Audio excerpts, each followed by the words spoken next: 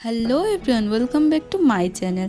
আজকে রোববারের রাতে মা নিয়ে চলেছে মায়ের হাতে স্পেশাল মাটনের লাল লাল ঝোল। তো প্রথমেই মাটন নিয়ে নিয়েছে, তারপরে একটি কড়াইতে তেল গরম করতে দিয়ে তার মধ্যে আলুগুলোকে ভেজে নিয়েছে এবং দুটি বড় বড় পেঁয়াজ কুচি করে নিয়েছে আর আদা রসুন পেস্ট করে নিয়েছে।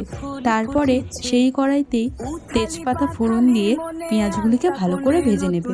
পেঁয়াজগুলি একটু বাদামি বাদামি হয়ে আসলে তার মধ্যে সেই আদা রসুনের পেস্টটাকে দিয়ে দেবে। আদা রসুনের পেস্টটাকে দিয়ে একটু নাড়াচাড়া করেই দিয়ে দেবে মা একটি বড় টমেটো কুচি। তারপর দিয়ে দিতে হবে পরিমাণ মতো নুন। এরপরের মধ্যে দিয়ে দেবে হলুদ গুঁড়ো, লঙ্কার গুঁড়ো, জিরের গুঁড়ো, ধনের গুঁড়ো ও কাশ্মীরি লঙ্কার গুঁড়ো। এইগুলো দিয়ে ভালো করে নাড়াচাড়া করে যখন একটুখানি তেল ছেড়ে আসবে তখন এর মধ্যে মাটনগুলোকে দিয়ে দেবে। মাটনগুলো দেওয়ার পর কিছুক্ষণ ভালো করে নাড়তে হবে। ভালো করে নাড়াচাড়া করার পর যখন তেলটা ভালোভাবে ছেড়ে আসবে তখন তার মধ্যে গুলো দিয়ে ভালো করে নাড়িয়ে নিতে হবে।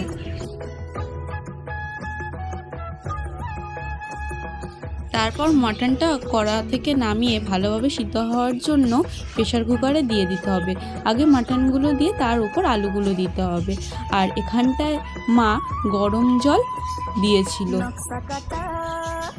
পানের বাটা মুখ ঢেকেছে সুখ সায়রের কোণে, ওপার কাটা চন্দন বাটা সুহাগ রাতের পেশাদ সবার জন। তারপর প্রেসার কুকারটা ঢাকা দিয়ে গ্যাসে বসিয়ে দিতে হবে আর অপেক্ষা করতে হবে 3 থেকে 4টে সিটি পড়ার পর তার লুকটা কেমন আসে।